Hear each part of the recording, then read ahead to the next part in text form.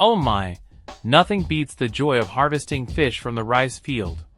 The moment you step into the water, it splashes everywhere, and the fish are wriggling wildly like they're hosting a freestyle swimming festival.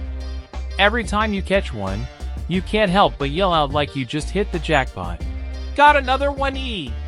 But that joy quickly turns into a slippery battle. When the whole field is filled with jumping fish, your hands are covered in mud, and you can't even tell who's the farmer and who's the mermaid. It takes the whole morning to untangle them from the nets, and each fish squirms like it's dancing, making everyone giggle non-stop. By the time it's all done, seeing the pile of fish overflowing, everyone grins from ear to ear, messy hair, muddy faces, but hearts full of excitement, like they've just won a great victory.